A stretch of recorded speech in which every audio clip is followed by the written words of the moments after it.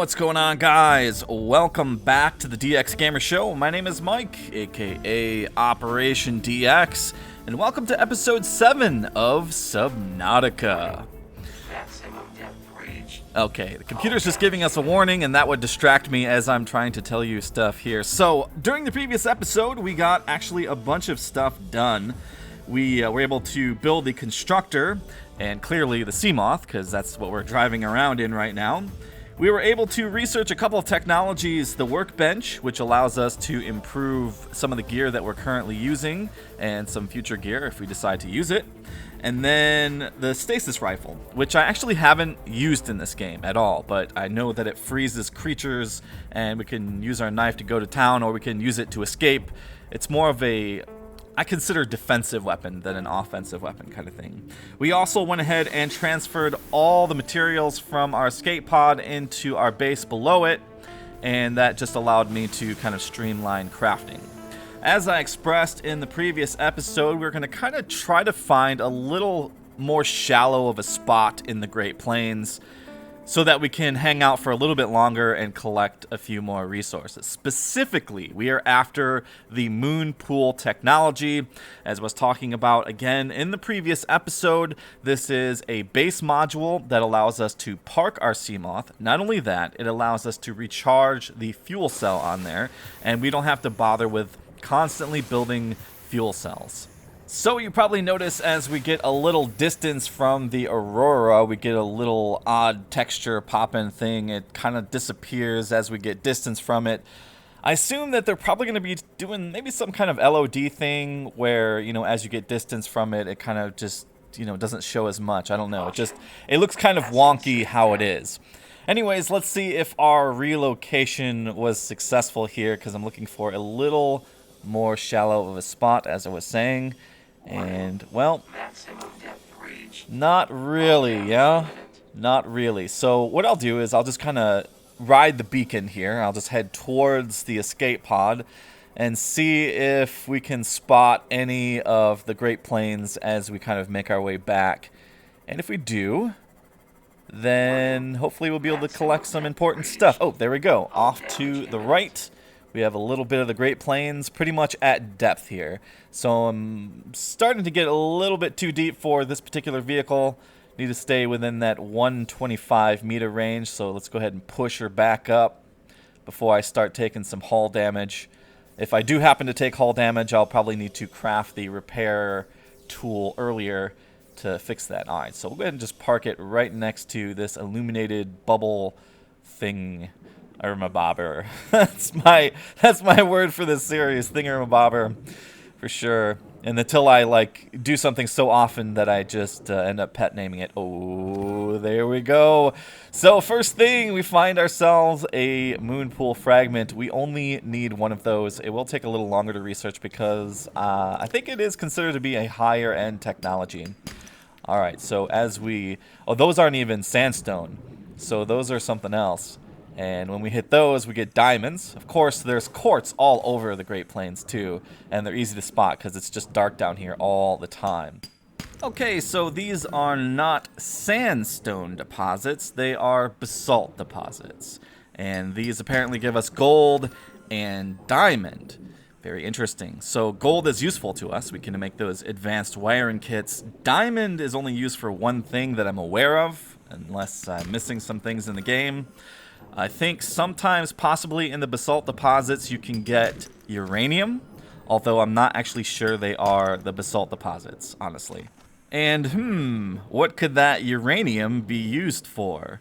Well, you've probably guessed it. We can, in fact, research a technology that allows us to build a nuclear reactor. So that's pretty nice for the lower, deeper bases that the solar panels aren't so efficient for. I think there is a couple other different types of generators. There is a generator that's based off of heat, and then, of course, the nuclear reactor, which requires uranium and I believe disinfected water. So yeah, it's kind of interesting. Gives you a ton of power for the lower, deeper bases. Kind of important. So we'll probably be on the hunt for that in a little while after we've built some other Really cool stuff. The interesting thing about the nuclear reactor is it's somewhat like the technology fragments. It's untextured, so I assume that in a update relatively soon they are going to fix that, or maybe they're not super happy with the model yet, or what. But yeah, for whatever reason, it is not textured yet. Now, because I have collected a moon pool fragment, I am really eager and interested in getting back to base as soon as possible to start research on that base module.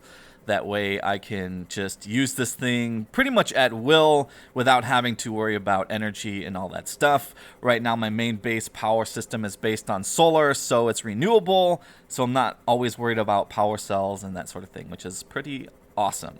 It is going to take a bit longer to research that particular fragment because we only have one. If you recall, when we did the sea moth, we had 4 fragments, and that researched relatively quickly. The workbench, we had 3. The stasis rifle, we had 2, and they all went pretty decently quickly.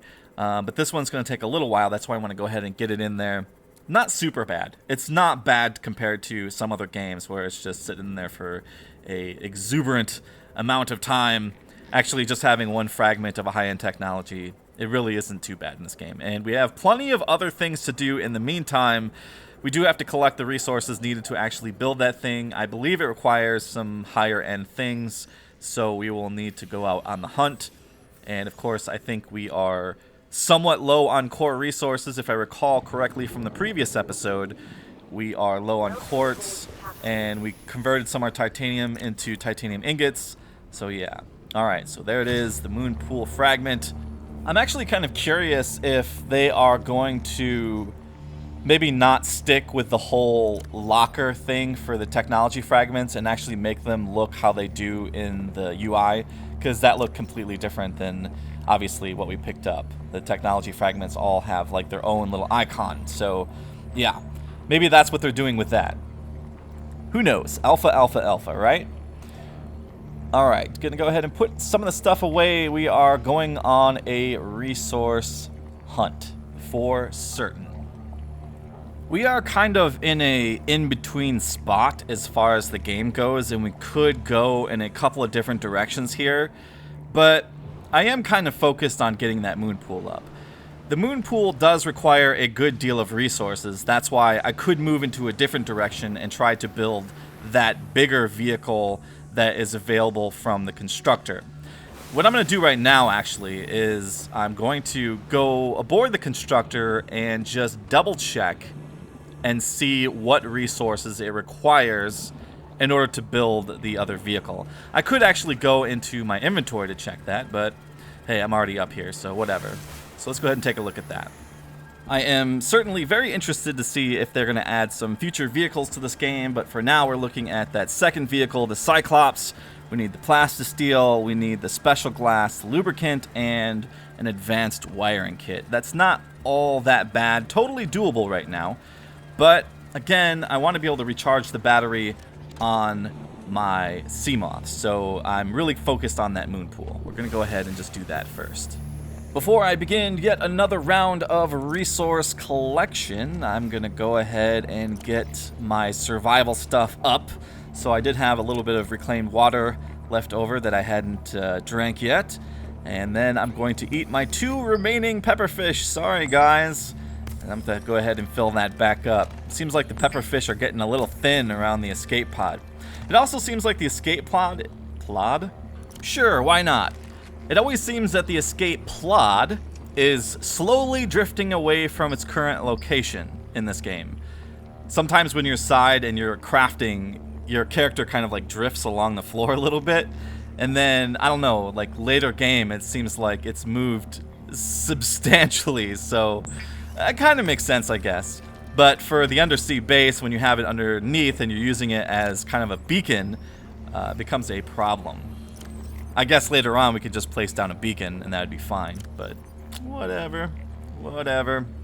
So I guess I'm going to do something similar to what I did with Kerbal Space Program in some of the filler parts when we were traveling between different orbits of other planets, I would throw a music track in there to kind of mix things up. Usually I would have something new to put in there every time. Right now I don't have something new, but I don't know. Maybe I'll work on some tracks for this kind of thing.